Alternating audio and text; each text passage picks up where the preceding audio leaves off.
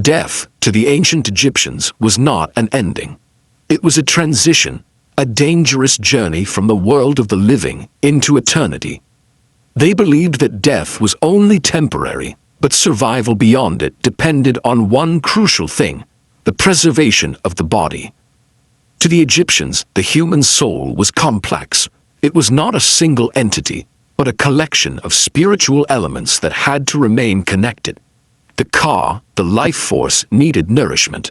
The Ba, representing personality, could move freely between the worlds of the living and the dead. The Ak, the transformed spirit, was what achieved immortality. But none of these could exist without the physical body acting as their anchor.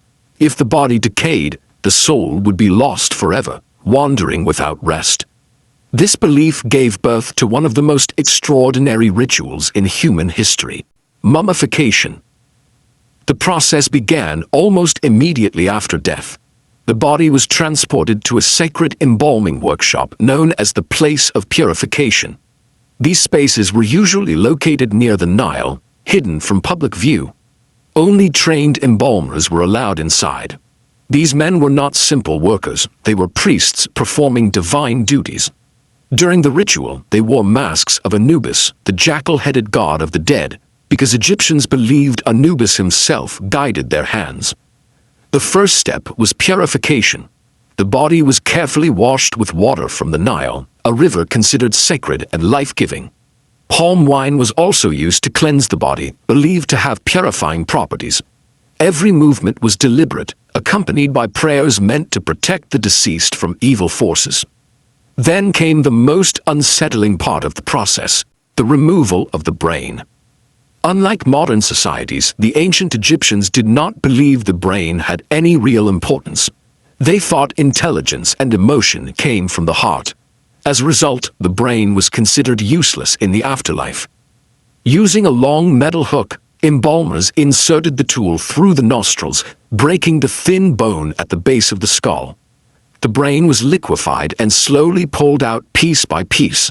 Sometimes the liquefied remains were drained out through the nose. The brain was discarded without ceremony. The heart, however, was never removed. To Egyptians, the heart was the center of thought, memory, and morality.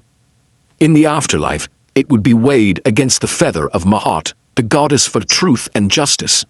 If the heart was heavier than the feather, burdened with sin, the soul would be devoured by a terrifying creature and cease to exist forever.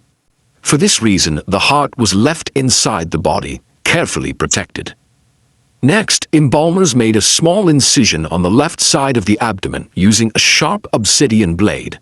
Through this opening, they removed the internal organs: the lungs, liver, stomach, and intestines.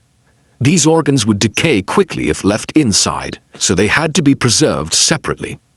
Each organ was dried and treated, then placed inside special containers called canopic jars.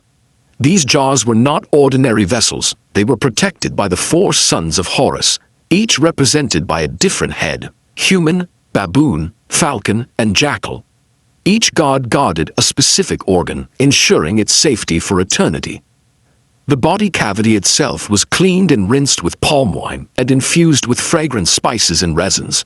Sometimes linen, sawdust, or resin-soaked materials were placed inside to maintain the body's shape.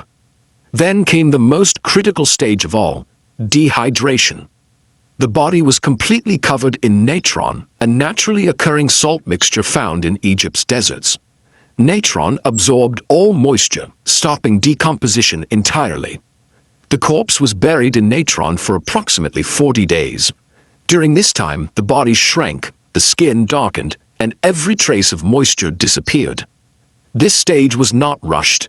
Timing was sacred. Too little drying would cause decay. Too much would damage the body.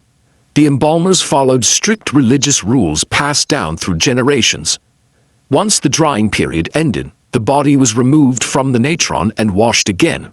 At this stage, it no longer resembled a living person, but the embalmer's work was far from finished. To restore a lifelike appearance, oils, resins, and perfumes were applied to the skin. These substances softened the hardened flesh and gave the body a pleasant scent. Cracks in the skin were filled, and artificial eyes made of stone or glass were sometimes inserted to restore the face. Now came the wrapping, a ritual that could take weeks. The body was wrapped in hundreds of meters of linen, cut into thin strips. This was not done randomly. Each finger and toe was wrapped individually. Arms and legs were wrapped separately before being bound together. As each layer was added, priests recited sacred spells from funerary texts designed to protect the deceased from demons and curses. Between the layers of linen, amulets were carefully placed. Each amulet had a specific purpose. Some protected the heart. Others granted strength, rebirth, or guidance in the afterlife. One of the most important was the scarab, symbolizing resurrection and eternal life. The final layers of wrapping were painted with resin to harden the linen into a protective shell. Sometimes a painted shroud or a golden mask was placed over the face, designed to represent the deceased in their ideal, eternal form.